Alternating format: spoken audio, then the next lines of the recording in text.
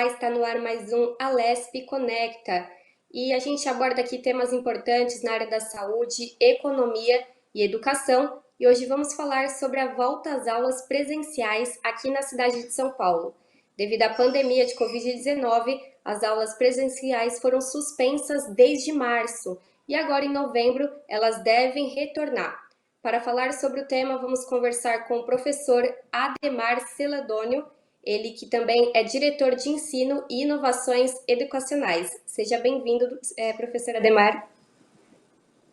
Muito obrigado pelo convite, Carol. Vamos falar sobre esse retorno das aulas. Aulas essas já interrompidas por 33 semanas no Brasil. Sim, muito tempo, né? E para iniciar, eu queria que o senhor explicasse então para o nosso telespectador como vai ser esse retorno, né? Vai ser gradual? Quais são as séries que devem voltar agora em novembro aqui na cidade de São Paulo? A cidade de São Paulo está prevendo voltar agora o ensino médio e já tinha feito desde o dia 7 de outubro a volta de atividades extracurriculares para outros segmentos.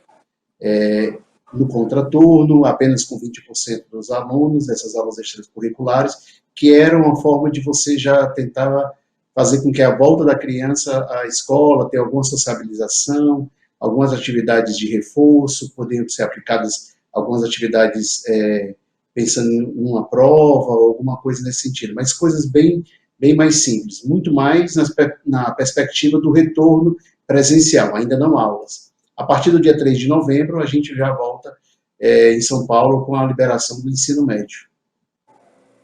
E como vai funcionar essa liberação? Todos os anos do ensino médio ou tem uma preocupação maior agora com o pessoal que deve prestar o Enem também, né? Que está nesse último ano do ensino médio? Todos os anos do ensino médio estão autorizados a voltar, mas é muito possível que a preferência dos estudantes seja muito maior na terceira série do ensino médio devido à volta a presença já tão próxima do Enem, da FUVEST, Unicamp e outros eventos assim. Então é muito provável que os alunos da terceira série do ensino médio eles acabem voltando mais em percentuais do que da primeira e da segunda série. A gente sabe o quanto é difícil esse último ano do ensino médio, né? Por conta da pressão, também tem esses vestibulares. E aí, com essa pandemia, também é difícil manter a disciplina e o estudo em casa, né?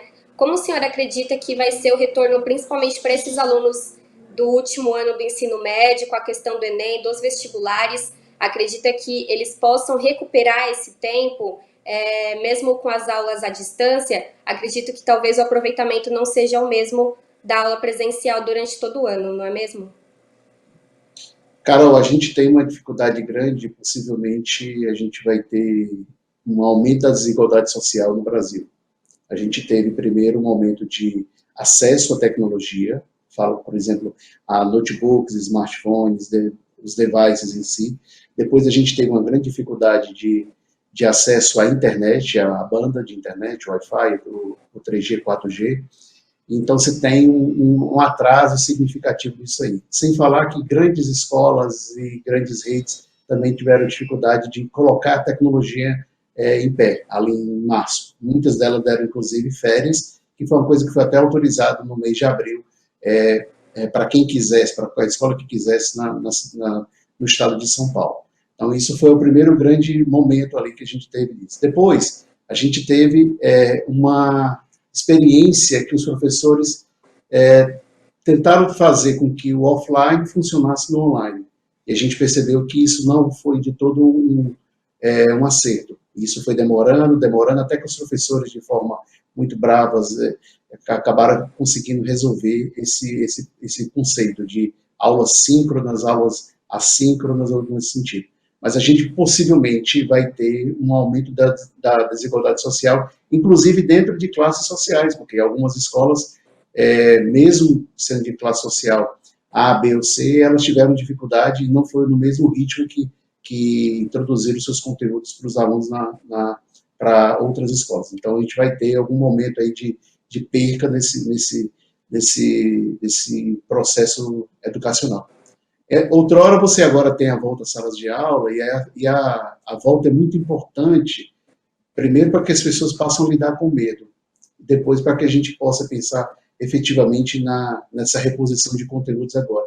Só que nós estamos a 80 dias da prova do Enem, estamos a 70 dias da prova da FUVEST, então isso remete ainda a uma pressão. Então, possivelmente, os caminhos agora são muito mais de acolhimento e diálogo com esses alunos e focar naquelas habilidades em que são mais cobradas por esses exames. E não se cobrar também, né? Entender que o ano foi um ano atípico, realmente, apesar da pressão, tem essa questão de passar no vestibular, passar no Enem, entender que esse ano foi atípico e, quem sabe, terão próximas oportunidades, né? E eu queria agora retomar... Pode falar. É porque a gente está falando, por exemplo, em algumas iniciativas do governo do Estado de São Paulo de abrir um quarto ano, já para tentar diminuir, inclusive, essa pressão. Se o aluno, por exemplo, não foi tão bem na sua terceira série de ensino médio, ele teria uma espécie de um programa específico, né? Ceará, Goiás e São Paulo já falam nisso, na abertura de um ano extra, para que os alunos possam, de fato, ter condições em 2021 de igualdade e conquistar sua vaga no ensino superior. Exatamente sobre as medidas reparatórias que eu gostaria de tratar agora com o senhor. Não só para o pessoal que está nesse último ano, mas também para quem está no primeiro e no segundo ano, né, do ensino médio. De alguma forma, eles vão conseguir se recuperar para essa desigualdade desse ano ser amenizada nos próximos anos, nos próximos vestibulares. A gente entende que essas crianças, esses adolescentes do primeiro e do segundo ano também foram prejudicados, né? A gente percebe que os menores foram mais prejudicados do que os maiores. A gente sabe da dificuldade do acesso a telas, a dificuldade que a gente tem cada vez menos de autonomia nas séries iniciais. A criança precisa muito da ajuda do professor, precisa muito da ajuda da família para o seu aprendizado. No ensino médio, apesar da gente ter uma dificuldade maior do ponto de vista de mais conteúdos e mais caminhos de escolha profissional, pressão social, algumas coisas assim, mas em relação a esses conteúdos todos, são sim possíveis de você conseguir reparar. Muito mais fácil do que em séries como educação infantil e ensinos e anos iniciais, do ensino fundamental. A primeira medida que se pede é que no retorno dessas aulas, agora as escolas apliquem avaliações diagnósticas, ou que apliquem, por exemplo, também no próximo ano, algumas avaliações diagnósticas. Isso é o que, inclusive, Carol, o mundo todo faz agora nesse retorno, falando em Europa, que está voltar agora as aulas por volta do dia 14 de setembro, no calendário escolar deles, que é de setembro a junho, eles aplicaram avaliações diagnósticas para medir as lacunas de aprendizagem ou não que os alunos tiveram na pandemia. Então, essa é uma medida, primeiro, reparadora, em que você pode, a partir daí, fazer um plano de ação, e desse plano de ação você começar a construir, de fato, o futuro. Então, o CNE até aponta de algumas possibilidades de junções, CNE é o Conselho Nacional de Educação, e ele aponta, inclusive, algumas junções do ano de 2020 com 2021, uma espécie de biênio, uma espécie de um formato em que não reprove os alunos, há uma sugestão nessa orientação de não reprovar, mas que em 2021 você olhe também para o ano de 2020, para que a gente não tenha uma geração Covid daqui para frente. A gente sabe da dificuldade que a gente tem grande hoje, inclusive da inserção do jovem no mercado de trabalho, e possivelmente o Brasil vai ficar muito mais atrás com essa paralisação tão intensa se a gente não cuidar desses processos todos que a gente tem hoje. E é possível sim, principalmente usando tecnologia, você consegue mitigar esses problemas, mas o primeiro passo é aplicar avaliações diagnósticas. Professor, se eu bem entendi, então seria uma fusão dos anos, né? 2020 e 2021 como se fosse um ano só, e aí essa avaliação também seria feita por esses 2 anos, seria isso? Seria isso. A gente tem, em média, 4 bimestres em cada ano, então a gente entenderia o aluno como um conceito global de 8 bimestres. Se ele tiver feito algumas atividades no ano de 2020, ele já passaria automaticamente para o ano de 2021.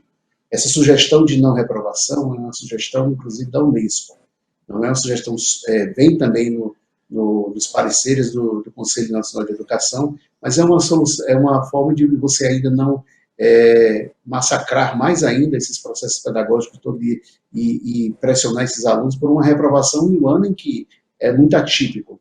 Ele não tem culpa da situação como um todo, ele não provocou essencialmente a sua reprovação.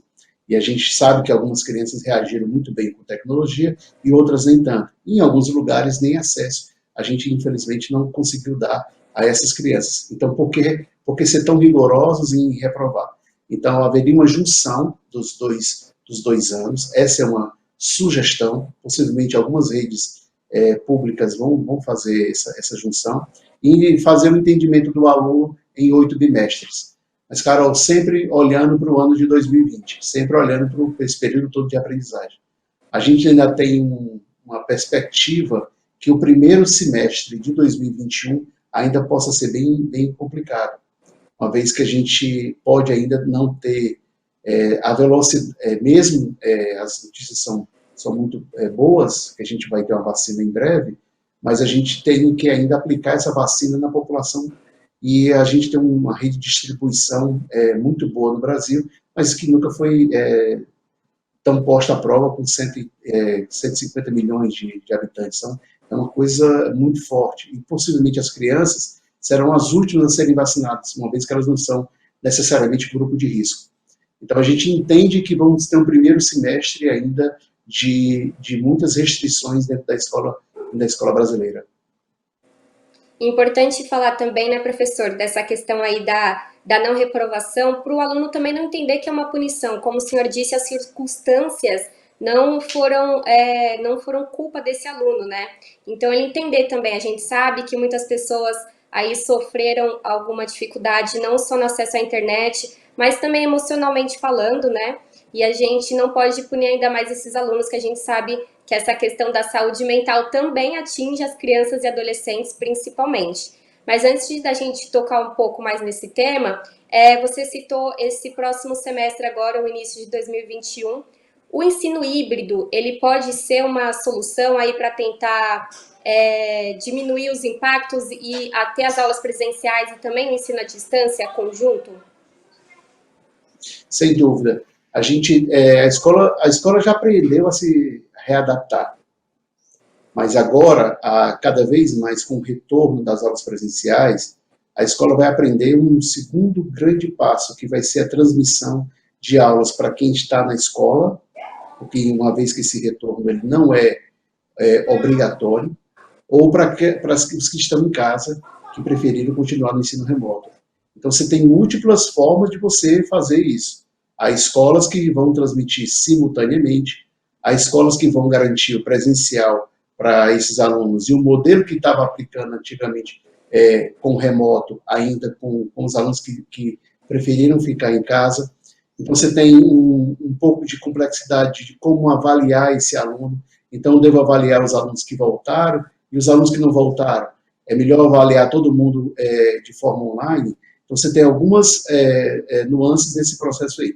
Mas, sem dúvida, os professores que são grandes guerreiros nesse processo todo de readaptação, de transformação que se aconteceu, vão passar novamente por um novo patamar agora, de conseguir fazer com que você garanta uma interação mínima com quem está em casa e também com quem já está na escola. Então, o ensino híbrido, ele é uma realidade, mas ele vai ser uma realidade em que a gente foi posto à prova agora e que deve continuar para o futuro.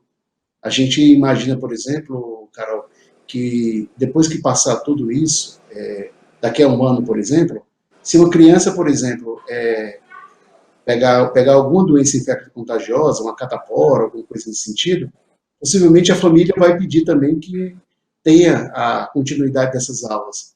Então, todos nós somos colocados à prova que é possível você também conseguir fazer essa transferência de conteúdo, tanto no modo offline como no modo online. Então, é muito possível que a gente tenha uma transformação também da escola agora, daqui para o futuro. E o ensino híbrido para o primeiro semestre ele vai ser fundamental. E talvez esse primeiro semestre, né, como é o início aí da implantação desse ensino híbrido, talvez uma questão da avaliação seja resolvida, né? Como o senhor bem lembrou, uma dificuldade, como avaliar esses alunos à distância, principalmente, a gente tem esse contato presencial, é muito mais fácil para o professor ver as dificuldades, até mesmo o comportamento do aluno. E isso a gente não vê tanto no ensino à distância, né? Principalmente essa questão Não. comportamental. O que a gente viu muito foi professores pedindo para abrir a câmera, pô, dando aula para alunos com quase Sim, 100% das câmeras fechadas. E um amigo meu, professor, dizia o seguinte: olha, antigamente a gente pedia desesperadamente para ele não ligar o celular, né, para não usar o celular na hora da aula. E agora a gente sabe que sem o celular ele não tem. Mas esse modelo, inclusive, de algumas redes fizeram campanhas para que os alunos abrissem a câmera. Olha que coisa diferente, né? Você tem um modelo muito diferente. E assim, cara, por quê? Porque aprender não é uma transação, não é uma operação. Aprender é uma experiência de relacionamento. Então, as habilidades socioemocionais agora se mostraram muito, muito mais importantes em que a gente consiga, de fato, conseguir ter isso. Então, teve professores que fizeram abordagens que as suas aulas se tornaram muito melhores, mas no sentido de fazer com que o aluno também tivesse um interesse maior e abrisse a câmera. Então, por isso que houve uma transformação muito forte. E por que você também fecha a câmera, né? É comum você sentir ansiedade, é comum você ter esses outros estímulos, você está em casa, então você tem uma facilidade de desvio de foco muito grande, e você não quer ser visto nesse processo. Então, houve também uma compreensão do lado dos professores, mas é muito difícil, né? Você abrir uma aula, falar para 40, 50 pessoas e você não olhar no olho de ninguém. Tem no máximo uma foto disso. Você tem uma dificuldade grande. Agora, em relação às avaliações, eu acho que não só o Brasil, mas o mundo todo percebeu que pode avaliar os alunos de outra forma. Não necessariamente pelaquela prova formal. Você pode avaliar os alunos por um vídeo. Então, teve muitas redes que usaram, por exemplo, o WhatsApp e as pessoas enviavam a avaliação do que tinham entendido daquele capítulo através de um vídeo. E aí é muito mais legítimo. Outras redes escolheram, por exemplo, avaliações por portfólio, que é a construção de vários elementos, inclusive, por exemplo, uma prova digital, uma prova com formatos de questões que dariam aquele processo que a gente tem hoje na própria escola.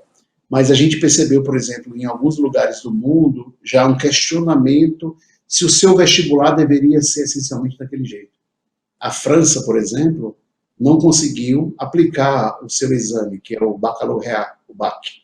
Então, como ela não conseguiu aplicar esse exame, ela pegou 100% das notas dos alunos do ensino médio e fez lá um índice. A Inglaterra também fez alguma coisa parecida com isso e criou um algoritmo que gerou uma grande repercussão dentro até de injustiça dentro da sociedade inglesa, que eles teriam sido muito duros na hora de avaliar o desempenho do aluno em todo o ensino médio.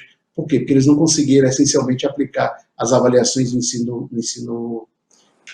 o ensino superior. Então, essas diferenças todas fez com que vários processos a gente tivesse, e a Inglaterra, ela criou um algoritmo para tentar avaliar os alunos com algumas habilidades do seu ensino médio, que gerou, inclusive, uma grande repercussão. Mas as avaliações em si, elas estão sendo, de alguma forma, repensadas esse modo de aplicação, pensando muito no futuro. perfeito. E aqui no Brasil, o senhor acredita que vai haver uma avaliação para ajudar no Enem? Porque a gente entende que o Enem, como o senhor falou, está logo aí, faltam poucos meses, né? E pode haver um cancelamento, por exemplo, do Enem, alguma outra forma de fazer a inclusão dos alunos na faculdade, nos vestibulares, ou o Enem ainda é a única opção nesse momento? O Enem ainda é a única opção, mas você pode, por exemplo, ele vai ser aplicado nos dias 17 e 24 de janeiro. E o resultado só vai sair no final do mês de março. E o que eu vou fazer, por exemplo, com as inscrições dos vestibulares, que são das universidades, por exemplo, que abrirem agora as suas vagas em fevereiro. Então, sempre o FIES, que é o financiamento estudantil, e o ProUni, que é o programa para todos, eles abordam essas notas do Enem. Então, talvez possa haver uma flexibilização, para que eu não aborde necessariamente para esse processo o Enem de 2020, uma vez que ele vai sair com suas respostas, com seus resultados ali no final de março. Então, possa ter outras flexibilizações, como o Enem de resultados de anos anteriores e o ProUni de anos anteriores, e o Enem também, para que você possa colocar tanto no FIES como no ProUni, agora em fevereiro. Mas isso ainda está em discussão, isso não tem ainda o governo ele não sinalizou de fato se vai abrir essa prerrogativa. E, professor, você citou há pouco essa questão do relacionamento, né? Que a aprendizagem é um relacionamento entre o professor e o aluno. Você bem lembrou da questão de abrir as câmeras, né? Isso também ajuda o professor a entender que ele está conversando com alguém, que ele não está lhe dando aula para qualquer pessoa. E também o aluno, né, ter esse contato. Eu queria que você destacasse a importância desse contato, né? A gente sabe que isso ajuda na formação, não só o contato com o professor, mas também com outras crianças e adolescentes da mesma faixa etária. A gente talvez nunca teve uma necessidade tão grande de entender a importância das habilidades socioemocionais. Pensamento computacional, a gente fala muito em vários modelos disso, mas o que a gente tem também é essa forma do relacionamento, a forma da comunicação, da interação, das brincadeiras, de como você aprende, às vezes, com um colega, com o ambiente escolar. Por isso que a importância tão grande desse modelo tão forte. E é muito difícil, por exemplo, você aprender com alguém que você não gosta, que você está com raiva ou coisa desse sentido. Então, isso já é natural. Mas o mais importante é você lembrar que essas relações, elas não ficam só na escola, elas não ficam só nesse momento. As habilidades socioemocionais, elas se perduram por toda a vida. Na escola é onde você, de alguma forma, as aprende com mais intensidade. Mas hoje o mercado de trabalho exige muito desse modelo de comunicação. Exige até em algumas posições menos a habilidade técnica e mais esse poder que você tem, às vezes, de trabalhar em grupo, trabalhar em colaboração, ter pensamento crítico. Então, tem várias vertentes em geral. E é na escola a importância cada vez mais essencial disso, que são as habilidades do século XXI. E isso, muito mais, você tem um prospecto, talvez, menos relacional ao conteúdo. Hoje, se falam que em várias pesquisas, que muitas pessoas são demitidas por falta das habilidades socioemocionais, e não necessariamente por falta de habilidades técnicas. Então, essa junção das habilidades técnicas com as habilidades socioemocionais é que devem ser, de fato, o que deve pautar o futuro. E a gente entende que os alunos estão nesse momento, né, exatamente de desenvolverem essas habilidades, principalmente numa fase quando é criança, né? E ficar em casa, isso também, as crianças, os adolescentes são muito enérgicos, né? E ficar em casa e precisar ter esse contato só através de uma tela, isso também não dificulta essa questão do calor humano, do contato ali presencial com os professores, principalmente também nessa questão dos professores. A gente sabe que os professores muitas vezes ajudam no diagnóstico, né, de doenças, porque eles estão ali atentos ao comportamento do aluno, principalmente, e isso dificulta nesse momento de isolamento, né?